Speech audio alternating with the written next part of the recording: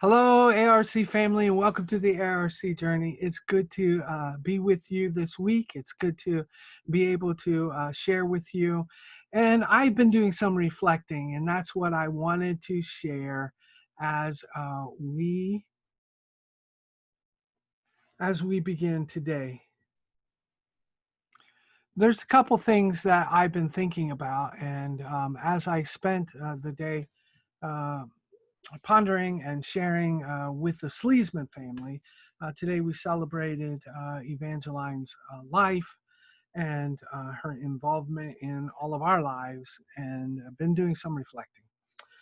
She was the first secretary for the region. She was a long-term historian for us in the region, and actually helped to compile our historical document from the anniversary, which is the collection of stories from all of our different churches, and that was given to each of our churches, so each church should have its own copy. Um, and she served alongside Carl as he served the region and served in her local congregation, as well as raising three incredible children, April, Hope, and Brent. Um, she certainly shined in her ministry and in her life and made quite an investment in us as she was making disciples through her lifetime. On top of that, we received the letter from Keith Solomon saying that after 55 years of ministry, did you catch that? 55 years of ministry, that he was going to retire and step down. And he has been preaching since 1965, serving our churches since 1976. But hear this: in his bivocational ministry, right? In his bivocational ministry, he has led 160 people to a first-time commitment to Christ.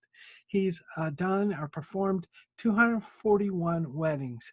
He's officiated 394 funerals.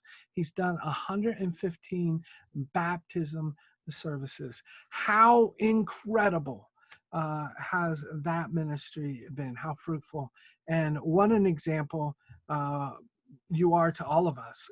Thank you for pioneering being a bivocational minister when it wasn't really the thing to do, helping to reach out to help our churches by making the commitment to make disciples, shining and fighting through every step of the way.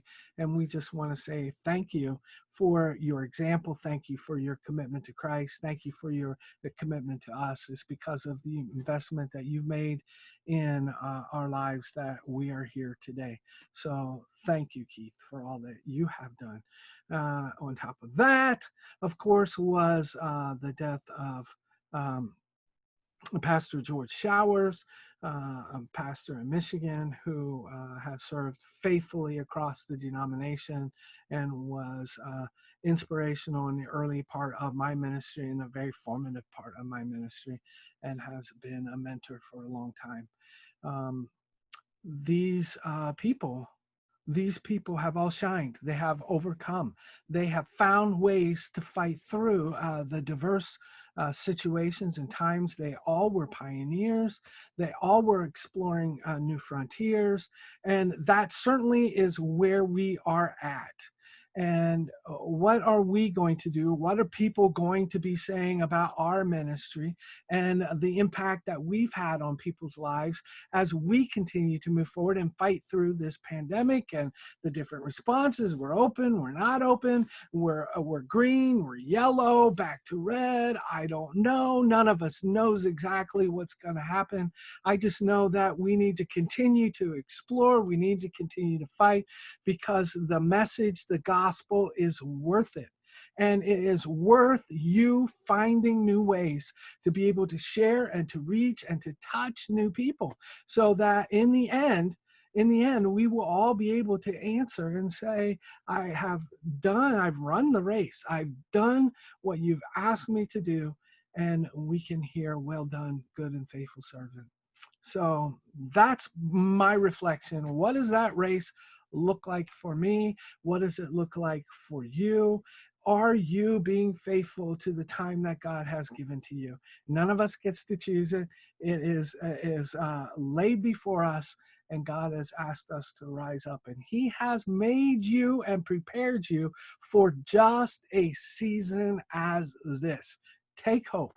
God has placed you in a place you can absolutely shine, because the world and needs to hear the gospel of Christ, and they need to hear hope in this season where it looks like everything is so topsy-turvy, even now as things are reopening and closing again.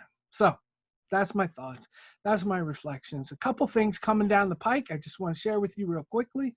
um, Mike Babula is going to be launching a podcast review, and it's going to include a Zoom discussion. So what it will be is opportunity to be able to listen to different podcasts and a weekly podcast, and then to be able to come together in a Zoom discussion to reflect upon it, about its the leadership potential. What is this teaching us? But most importantly, answer the question: what are we hearing God saying, and what can we do about it in our ministries? So it's not going to be something where you sign up for and you got to absolutely be here. You can pick and choose. You're going to be able to say that I can make it this week, but I can't make it next week, and that's okay. It's going to be able to all of us coming together and being able to be a part of just the discussion. We can opt in or opt out, and just ongoing. So just being able to work together, creating new lines of communication for us, being able to come together as we communicate what God's doing and touching our lives. So with that in mind, I'm hearing great reports from Canoeing the Mountain, Todd Bolsinger's incredible book. And it's quite timely. And the groups that are meeting together right now are reporting back that it is highly influential. It has been very impactful.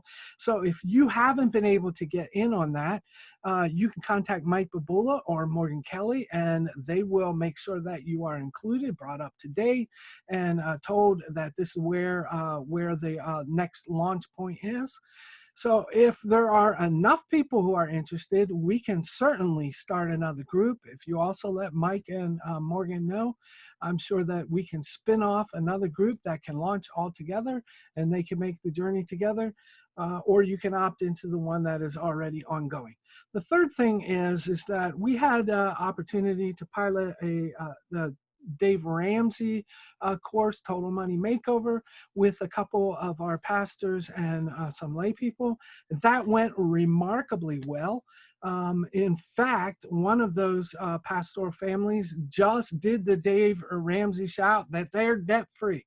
So that's our goal. Me and my wife's goal is that if we can help our pastors, our pastors and our leaders not to be focused, to be able to let go of their own money concerns and issues, they can be more focused on kingdom issues. So if we can help in any way, we would love to. There will be another course that will be launching in early fall. So I just want to give you a heads up. You can put it onto your radar. If you think you might be interested, we have some scholarship money available through some very generous grant opportunity. So if you let me know, we can get you into this next course. It will be a launching in early fall. What it will do is it will be a weekly session that will involve doing some reading and doing some video learning, and then coming together to answer some questions as a group over a Zoom format. So if that might be something for you, if you are trying to grab a hold and bring your financial house in order, let us know. We would love to be able to help.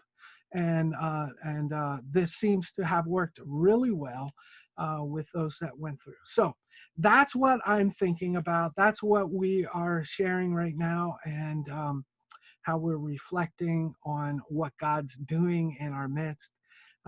Stay safe.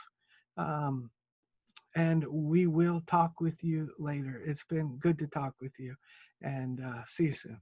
Bye-bye.